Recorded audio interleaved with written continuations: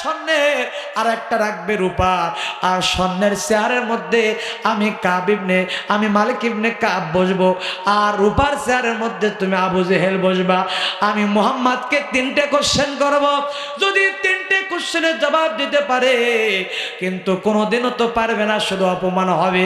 আর তুমি এই সমস্ত সেমিনারের চতুর্দিক দিয়ে তুমি যুবকদেরকে সেট করে রাখবা। মুহাম্মদ তো উত্তর দিতে পারবে না, আর মুহাম্মদ যেই মাত্র উত্তর দিতে পারবে না, আর সমস্ত যুবক যা মুহাম্মাদের উপরে ঝাঁপিয়ে পড়বে, মারধার করে মুহাম্মদকে দুনিয়া হতে বিদায় করে দেবে। শুনবেন ভাই, বলবো, শুনবেন? সম্মানিত ভাই আমার, আল্লাহর বান্দারা, এবার মালিক ইবনে কাব বলতে আমি তাকে 3টে কোশ্চেন করব। প্রথম নাম্বার কোশ্চেন করব শরীয়তের দিক থেকে, দ্বিতীয় নাম্বার কোশ্চেন করব মারিফত মানে গোপন তথ্য দিয়ে, আর তৃতীয় নাম্বার কোশ্চেন করব আধ্যাত্মিক প্রশ্ন। যদি শরীয়তের কোশ্চেনের জবাব দিয়ে দেয়, মারিফতের যদি জবাব দিয়ে দেয়, আধ্যাত্মিকের কিন্তু এই প্রশ্ন আমি ছাড়া আর সেই প্রশ্নের জবাব কেউ জানবে না। তখন মুহাম্মদ পরাজিত হয়ে যাবে, সবাই তাকে মারধার করে দুনিয়ার বুক হইতে বিদায় করে দিবে। বলে ঠিক আছে। বৃহস্পতিবার যখন সেমিনার ডাকা হলো, হাজার হাজার মানুষের উপস্থিতিতে আল্লাহ রাসূলের কাছে চিঠি পাঠিয়ে দিল যে নবী মুহাম্মদ, আপনাকে আসতে হবে, আপনাকে সমাবেশে আপনাকে অংশগ্রহণ করতে হবে। ওমরের দরবারে যখন চিঠি চলে গেল, ওমর 2 চোখের পানি ফেলাইয়া কান্না করি, নবী গো, আর মনে হয় নবী তো আর আপনার আর বাঁচা হলো না। তার কারণ আবু জেহেলরা এমন প্ল্যান করেছে, এমন চক্রান্ত করেছে, আপনাকে আর সেমিনার থেকে তারা আসতে দেবে না, এমন চক্রান্ত করেছে। বন্ধুরে দেখবে, আজকে যারা বাংলাদেশে যারা হক কথা বলে, কোরআনের কথা বলতেছে, তারাও আজকে বাংলাদেশে দেখবেন যে এমন চক্রান্ত করে তাদেরকে দুনিয়ার বুক হইতে বিদায় করে দেয়। কথা বলেন ঠিক না? মা বোনেরা, যেহেতু জায়গা হচ্ছে না, একটু আগে আগে বসেন। ও মা বোনেরা, একটু আগে আগে বসেন। মা, যেহেতু জায়গা হচ্ছে না, চেপে চেপে বসেন মা গো। এবার আল্লাহ রাসূল সাল্লাল্লাহু আলাইহি সাল্লাম ডাক দিয়ে বলে, ও মোর, কোনো চিন্তার কোনো কারণ নাই, চিন্তার কোনো কারণ নাই। তার কারণ আমার সঙ্গে আমার আল্লাহ আছে। কে আছে? আমার আল্লাহ আছে। এবার মুহাম্মদ সাল্লাল্লাহু আলাইহি সাল্লাম সেমিনারে চলে গেল। সেমিনারে যাওয়ার পর দেখতে পাচ্ছেন হাজার হাজার মানুষ, কিন্তু চেয়ার দুটো। কয়টা চেয়ার? কয়টা? 2টে চেয়ার, 2টা। একটা হচ্ছে স্বর্ণের চেয়ার, আর একটা হচ্ছে রূপার চেয়ার।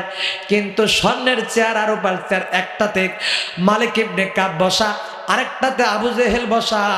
আল্লাহ রাসূল সাল্লাল্লাহু আলাইহি সাল্লাম যখন চলে গেল, মালিক ইবনে কাব লাফ দিয়ে দাঁড় হয়ে গেল। আল্লাহু আকবার বলেন। লাফ দিয়ে দাঁড় হয়ে গেল, ডাক দিয়ে বলে, আপনি মুহাম্মদ? বলে, হ্যাঁ আমি মুহাম্মদ। চেয়ার ছেড়ে দিল। আল্লাহু আকবার বলেন। আর আল্লাহু আকবার। চেয়ার ছেড়ে দেওয়ার সঙ্গে সঙ্গে এবার আবু জেহেল আর কি করে? আবু জেহেলের চেয়ার ছেড়ে দিলে যে মালিক ইবনে কাব তো কেমন করে দাঁড়িয়ে থাকে। এবার আবু জেহেলের চেয়ার ছেড়ে দিয়ে আবু জেহেলের চেয়ারের মধ্যে মালিক ইবনে কাব বসে রূপার চেয়ারে, আর স্বর্ণের চেয়ারে আল্লাহ রাসূল সাল্লাল্লাহু আলাইহি সাল্লাম বসে গেল। এবার আবু জেহেল জ্বালাময়ী বক্তব্য দেয়, উতবা দেয়, সাইবা দেয়, সবাই বক্তব্য দেয়, আর বলে দিল আজকে যদি মুহাম্মদ ঠকে যায়, হাজার হাজার মানুষের উপস্থিতিতে আজকে মুহাম্মদকে কিন্তু ছাড়া হবে না। মুহাম্মদকে আজকে মারধার করে দুনিয়ার বুক হইতে বিদায় করে দেওয়া হবে। এবার মালিক ইবনে কাব প্রথম নাম্বার শরীয়তি কোশ্চেন করে, ও মুহাম্মদ, শুনে রাখো, শুনে রাখো, যদি আপনি সত্যিকারের নবী হয়ে থাকেন, তাহলে এই যে আজকে পূর্ণিমা রাত্রি, চাঁদ আকাশের মধ্যে জলজল করে জ্বলতেছে, যদি এই চাঁদটাকে আপনি দ্বিখণ্ডিত করতে পারেন, তাহলে বলে দিলাম এখানকার সমস্ত মানুষ আপনার শাগরিদ হয়ে যাবে। জোরে জোরে বলেন সুবহানাল্লাহ। চাঁদটাকে দ্বিখণ্ডিত করতে হবে। এবার যখন শাহাদাত আঙ্গুলি দ্বারা যখন ইশারা করলো, ইশারা করার সঙ্গে সঙ্গে চাঁদ দ্বিখণ্ডিত হয়ে গেল, অন্ধকার নেমে আসলো। সমস্ত যুবকেরা আবু জেহেলের উপরে ঝাঁপিয়ে পড়ল, নেতা, অন্ধকার কেন হলো? আলো নিয়ে এসে দাও, আলো নিয়ে এসে দাও। অন্ধকার কেন হলো? আলো নিয়ে এসে দাও, আলোর দরকার, আলো নিয়ে এসে দাও, আলো নিয়ে এসে দাও। এবার মুসলমান বন্ধুরা আমার, আল্লাহর বান্দারা, এবার আবু জেহেল যা বলে, ভাতিজা মুহাম্মদ তাড়াতাড়ি আবার চাঁদকে একত্রিত করে দাও। আবার যখন শাহাদাত আঙ্গুলি দ্বারা আবার ইশারা করলো, ইশারা করার সঙ্গে সঙ্গে আবার চাঁদ যখন একত্রিত হয়ে গেল, আলো ফুটে গেল। এবার মালিক ইবনে কাব মনে মনে চিন্তা করতেছে, এবার শরীয়তি কোশ্চেন থেকে তো বেঁচে গেল, এবার করব মারিফত কোশ্চেন। মারিফত কোশ্চেন হলো, ও আল্লাহর নবী মুহাম্মদ, আপনি বলেন আমি মালিক ইবনে কাবের বাড়িতে আমার সন্তান কয়জন? আচ্ছা কোন তো আমার সন্তান কয়জন আপনারা বলতে পারবেন? আপনারা বলতে পারবেন? এটা হাজার একটা নয়। বলেন মালিক ইবনে কাব বলতেছে, মুহাম্মদ বলেন আমার সন্তান কয়জন, আর আমার সন্তান অবস্থা কি আছে?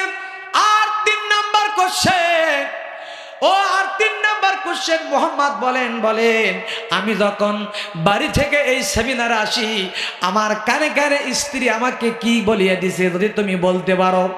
এবার আচ্ছা কোন তো আমি বাড়ি থেকে আসার সময় আমার স্ত্রী আমাকে কি বলছে, আপনার বলতে পারবে? বলতে পারবে? তাহলে মালিক ইবনে কাবকে কি বলছে সেটা মুহাম্মদকে জানে। এবার ডাকতে বলতে, সমস্যা নাই, আমি কোশ্চেন 3টার জবাব দিয়ে দেব। একটা কোশ্চেনের জবাব পাইছেন, 2টা কোশ্চেন থাকলো যে সন্তান কয়জন ছিল, আর তার স্ত্রী তার কানে কানে কি বলে দিয়েছে। মুসলমান বন্ধুরা আমার, এই কোশ্চেন কয়টা শুনতে মন কি চায়, কি চায় না? চায়, সবারই চায়। যদি চেয়ে থাকে বন্ধুরা আমার, আল্লাহর বন্ধুরা, লাস্ট ফিনিশিংয়ে আমি কথাটা বলে দেব, কিন্তু তার আগে আপনাদের কাছে আমার একটা আবদারটা হলো, আমি আপনাদের মেহমান, আপনারা আমার মেজবান। মেহমান হয়ে যে কথাগুলো বলবো সবাই